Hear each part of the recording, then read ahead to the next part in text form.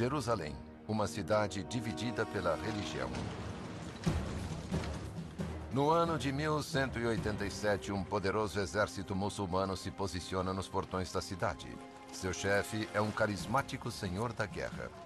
Ele lançou uma jihad, uma guerra santa para retomar a cidade do controle cristão. Em momento algum, os muçulmanos aceitaram que o resultado fosse outro que não a retomada de Jerusalém.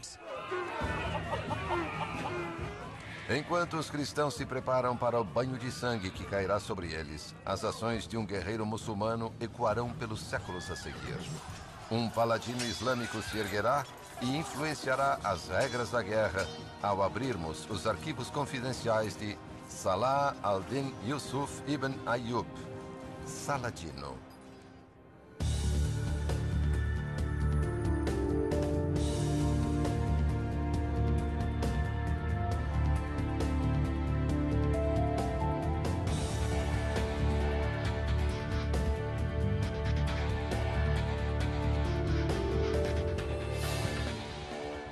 Arquivos confidenciais. Saladino. Cairo, 1167. Um jovem nobre muçulmano está no Egito a serviço militar.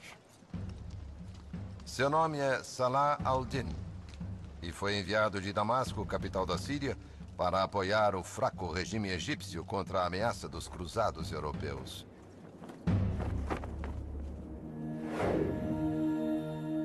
O Dr. Abdel Azam é uma autoridade em Saladino. Os muçulmanos não podiam permitir que o Egito caísse sobre os cruzados de influência cristã. Quem controlasse o Egito teria homens e riqueza para enviar exércitos e mais exércitos para lutar na Síria. Quando o governante do Egito, o vizir, morre, Saladino age rapidamente para tomar o poder. A subida de Saladino ao poder foi meteórica.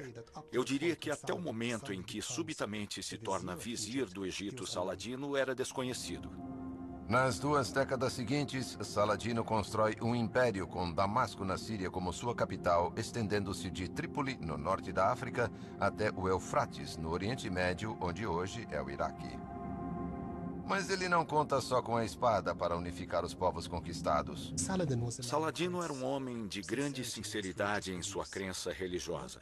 Ele se destacava por sua compreensão, caridade, generosidade, paciência, empenho e coragem. Saladino, muçulmano suni devoto, constrói escolas religiosas chamadas madrasas por todo o seu império. Madrasas são fundamentalmente escolas de lei. A força da madrasa é ter criado um ponto de vista islâmico uniforme. Ela criou uma rede de trabalho social, criou grandes laços de amizade, de conhecimento, de troca de cartas. Há também não muçulmanos vivendo pacificamente sob o governo de Saladino, judeus e cristãos nascidos orientais. Mas há convidados indesejáveis também. Os cruzados da Europa ocupam Jerusalém e destacamentos avançados na Terra Santa. Carol Hillenbrand é professora emérita de estudos islâmicos na Universidade de Edimburgo.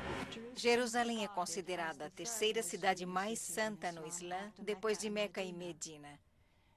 E lá existem 2 monumentos sagrados: o Domo da Rocha e a Mesquita Aqsa. Mas Jerusalém é também sagrada para os cristãos como local da crucificação e ressurreição de Cristo. Os cruzados ocupavam a cidade desde 1099, mais de meio século depois que o Papa Urbano II ordenou que acabassem com 400 anos de ocupação muçulmana, matando indiscriminadamente muçulmanos, judeus e cristãos não católicos. Os muçulmanos foram pegos de surpresa. Eles não faziam ideia de quem era o inimigo, não entendiam a natureza do inimigo e não estavam em posição de reagir por causa da divisão. Até Saladino, não houvera uma resistência efetiva aos cruzados. Finalmente, a indignação começou a se espalhar a partir das escolas religiosas, as madrasas. A verdadeira reação ao que estava acontecendo e o que acontecera em Jerusalém surgiu dos estudiosos religiosos. Foram eles que muito cedo entenderam as implicações. Os cruzados estavam vindo para se estabelecer e criar seu reino no coração do mundo muçulmano. Tendo encontrado pouca oposição muçulmana, os cruzados criaram na Terra Santa o que chamam de Reino de Jerusalém. Entre as fileiras cristãs, existem duas ordens zelosas de monges guerreiros conhecidas como os Cavaleiros Templários e os Cavaleiros Hospitalários. Para Saladino, eles são o inimigo supremo. Os hospitalários e os templários eram impulsionados pela visão das cruzadas de não mostrar misericórdia em favor dos muçulmanos. E isso era um sentimento recíproco por parte de Saladino. Em 1187, Saladino tem apenas um objetivo. Sendo um político astuto e soldado, ele declara uma jihad para a recaptura de Jerusalém. Uma guerra santa que unirá os povos muçulmanos e exércitos de suas terras contra um inimigo comum.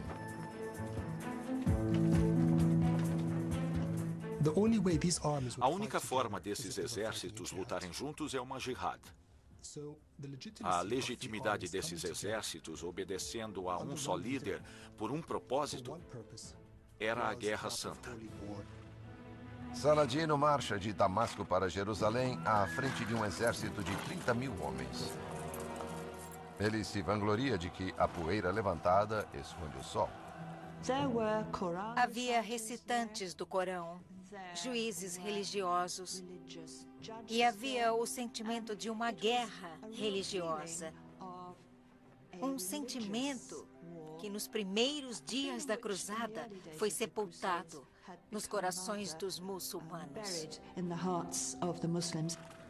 No lado de Saladino, há um especialista na lei islâmica Sharia, pronto para aconselhar sobre as regras da guerra. Seu nome é Ibn Shaddad, e ele escreverá um relato da vida de Saladino ainda hoje usado pelos estudiosos. Um manuscrito original é mantido aqui, na mesquita de Aqsa, em Jerusalém.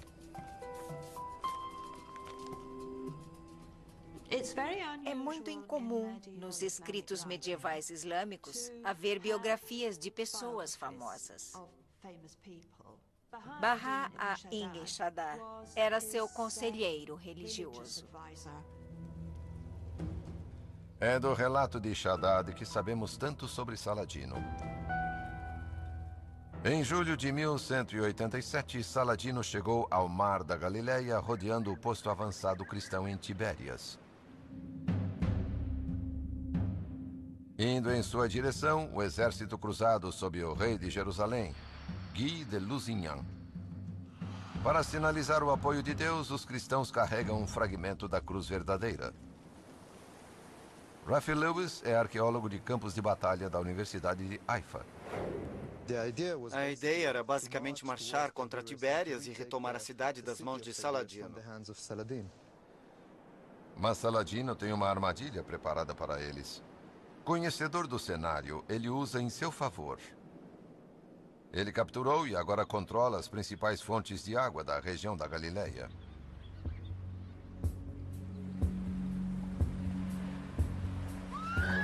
Sem água para homens a cavalo e constantemente pressionado pelos arqueiros de Saladino, o exército francônico, enlouquecido pela sede, avança para os remanescentes de uma cratera vulcânica conhecida por Cornos de Hattin. Os cruzados são impelidos para lá. Rafi acha que Saladino planeja usar o terreno para separar a infantaria cruzada de sua cavalaria. A infantaria está deixando o conjunto principal de cavaleiros para trás, subindo os cornos de Hattin, tentando encontrar refúgio nessa montanha e deixando a maior parte dos cavaleiros para ser massacrada pelos muçulmanos. Rafi acredita que uma característica dos cornos de Hattin teve um papel crucial na batalha, uma muralha de rochas intransponível para cavaleiros montados. Remanescentes da muralha ainda hoje podem ser vistos.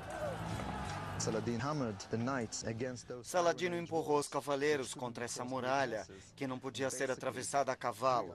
E basicamente, a 100 metros abaixo de nós, foi onde a carnificina aconteceu. Foi onde tudo terminou. Com os cavalos mortos ou feridos, os cavaleiros são uma presa fácil para os muçulmanos. A maestria estratégica de Saladino e seu conhecimento do terreno deram-lhe uma vitória total. O fragmento da cruz verdadeira é apreendido e são capturados Guy, o rei de Jerusalém, e um odioso cruzado chamado Renaud de Chatillon, um homem que Saladino havia jurado matar. Renaud Chatillon quebrara muitas tréguas e tinha atacado os muçulmanos quando havia trégua entre os dois acampamentos. Com os dois cativos trazidos à sua presença, o devoto Saladino age de acordo com os ensinamentos islâmicos. Para sua surpresa, Saladino estende sua hospitalidade a Guy, oferecendo-lhe um copo de água fresca. Depois que Guy tinha bebido, passou o copo de água a Renaud Chatillon. De acordo com a tradição muçulmana, uma oferta de hospitalidade é uma oferta de proteção. Saladino repreende Guy por passar o copo a Renaud. Sua primeira resposta a Guy foi que ele lhe ofereceu de beber. Não fora Saladino a oferecer seu cavalheirismo. Saladino desembainha a espada e fere Renaud profundamente no pescoço.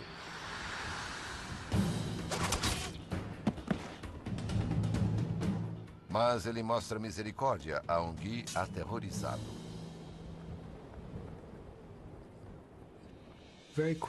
Rapidamente, Saladino o acalma, dizendo que reis não matam reis. Saladino tratou Guy com as honrarias devidas ao rei que ele era.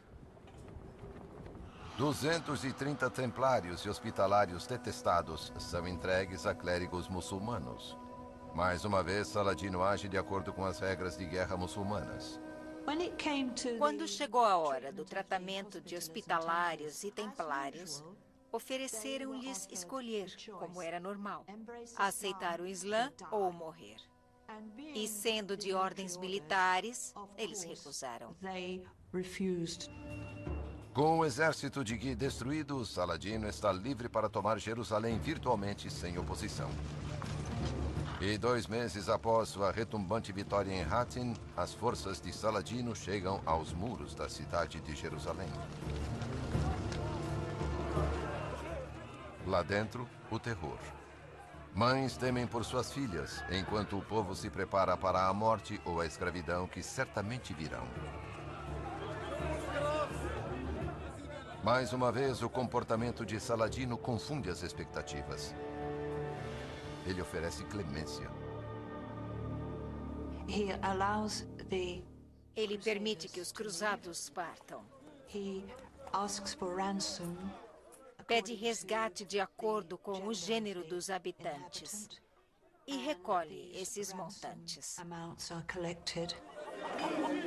Não apenas suas vidas foram poupadas, como ficaram livres da escravidão com a condição de que deixassem a Terra Santa para sempre. Muitos voltam para a Europa com histórias de Saladino, um guerreiro muçulmano com mais cavalheirismo do que qualquer cavalheiro europeu. É material para lendas. Ele é um nobre selvagem, digamos. Aqui estava alguém que não era cristão, que era um infiel e que, apesar disso, tinha as virtudes que o cristianismo admirava. Reuven Amitai é um especialista em cavalheirismo da época. Saladino é o herdeiro de séculos de desenvolvimento de uma cultura política e legal no mundo islâmico. Muita coisa é baseada no Sharia, o Código de Justiça Islâmico, que foi banido no 8º, 9º e 10º séculos. Na Europa, Saladino se torna um modelo para um código de honra dos cavaleiros. Em 1825, seu cavalheirismo é exaltado na novela épica das Cruzadas, O Talismã, de Walter Scott. Em Jerusalém, Saladino começa a lavar os locais sagrados do Islã com água de rosas.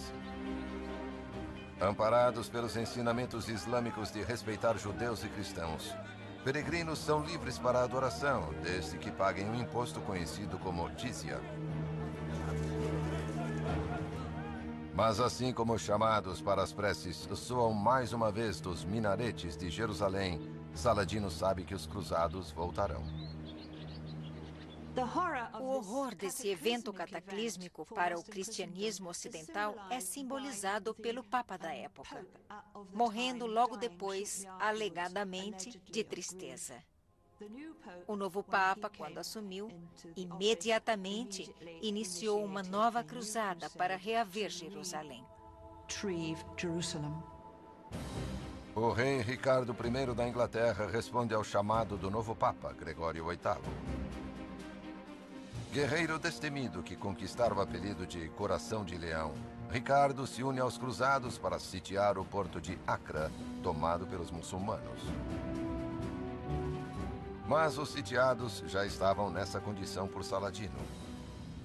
Muitos cristãos quebraram a promessa feita a Saladino de deixar a Terra Santa para sempre. Em seu acampamento, as doenças são comuns. O lugar cheirava muito mal.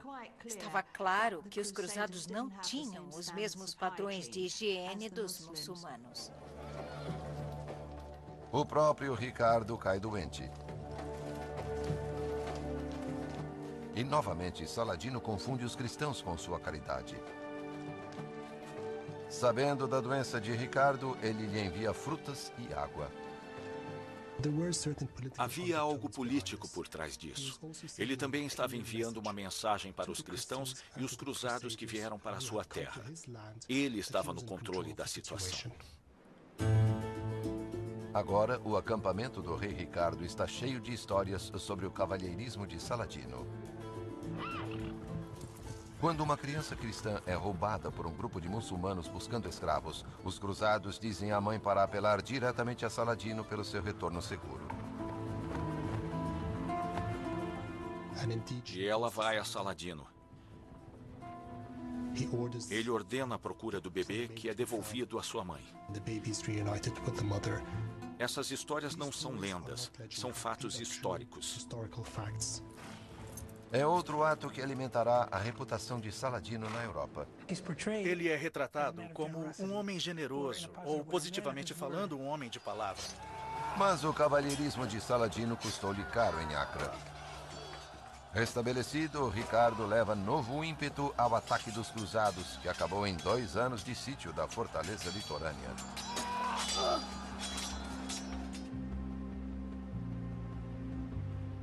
Ele faz 3.000 muçulmanos prisioneiros e oferece a Saladino os termos para a sua libertação, incluindo o pagamento de resgate e o retorno da cruz verdadeira. Talvez acreditando que Ricardo mostrará misericórdia aos seus cativos, Saladino adia as negociações para segurá-lo em Acre. Ricardo percebe que, na verdade, é Saladino que o está mantendo prisioneiro em Acre, por causa de seus 3.000 cativos. O que aconteceu foi muito dramático. Ricardo levou os 3.000 prisioneiros para os campos de Acre e os mandou executar. Apenas 13 dias depois que Ricardo marcha de Acre, as duas forças se chocam em uma batalha na floresta de Arsuf, ao norte de Jaffa.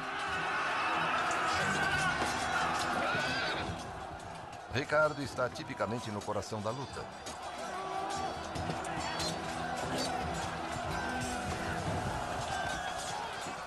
Mas quando o cavalo do rei inglês é morto, o código de honra de Saladino ultrapassa seu desejo de aproveitar a vantagem.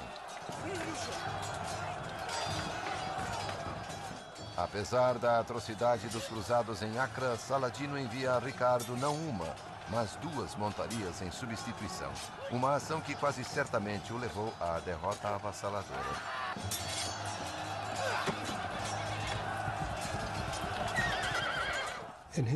Nas palavras dele, era impróprio para um rei lutar a pé. O fato é que Saladino tinha um código de honra tão firme e nobre no calor da batalha quanto em tempos de paz. O pensamento de Ricardo volta-se para Jerusalém. Saladino sabe que o fim do jogo está se aproximando e novamente decide ganhar tempo. A tática de Saladino mudou após Arsuf. Ele se deu conta de que não poderia derrotar Ricardo no campo de batalha. Embora nunca tenha se encontrado com Ricardo, ele envia seu irmão Al-Adil para negociar com o rei, instruindo para que demorasse o máximo para chegar a algum acordo. Enquanto Al-Adil mantém Ricardo falando, Saladino se prepara para o pior. Saladino recuou para Jerusalém, cidade que ele fortificou, e começou um jogo de espera para ver como Ricardo reagiria. Apesar dos esforços de Al-Adil para detê-lo, a pressão para agir começa a se fazer sentir em Ricardo. Em casa, seu irmão João está ameaçando seu trono. Ricardo, então, chega ao norte de Jerusalém pronto para atacar. Saladino se prepara para enfrentar seu inimigo. Jerusalém, naquela época, veio a simbolizar tudo o que Saladino defendia. Ele reuniu seus tenentes leais, aqueles que o serviram durante anos, e explicou-lhes de forma coerente e simples que teriam de lutar até a morte. Jerusalém está no campo de visão de Ricardo, mas ele sabe que lhe faltam homens para tomar e manter a cidade. O professor Shimon Gibson, arqueólogo, explica. Ele percebe que não pode capturar Jerusalém. Ele não tem controle sobre a geografia da cidade. Há uma famosa história na qual ele levanta seu escudo e diz: "Não quero olhar para Jerusalém porque não posso tomá-la dos muçulmanos." E então recua. Ricardo se dá conta de que precisa negociar uma trégua com Saladino por meio de Al-Adil. Os termos do Tratado de Jaffa, em 1192, são: a cruz verdadeira será devolvida aos cruzados. E peregrinos cristãos e muçulmanos poderão visitar Jerusalém para a adoração em seus santuários. Ricardo deixa a Terra Santa, voltando à Inglaterra muitos meses mais tarde, depois de uma jornada muito árdua. Abalado pelo conflito, Saladino se retira para Damasco, onde morre em março de 1193, renunciando ao derramamento de sangue. A conduta sobre Saladino, informada por sua fé islâmica, espalha-se por toda parte.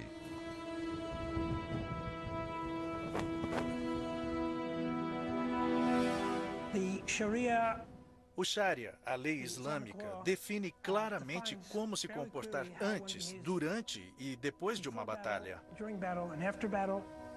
E não há dúvida de que isso influenciou grandemente Saladino. Isso era percebido por seus oponentes de forma positiva. E Saladino era visto como um contendor honrado, honesto e digno. Acho que essa imagem chegou ao mundo ocidental. O legado de Saladino de misericórdia e compaixão ecoa até hoje nos campos de batalha. Ele inspirou o código medieval do cavalheirismo europeu. Alguns acham que sua influência em noções internacionais das regras da guerra, tais como a Convenção de Genebra, ainda pode ser sentida. Regras influenciadas não apenas pelo cristianismo, mas por Saladino através do Islã. Versão Marshmallow São Paulo.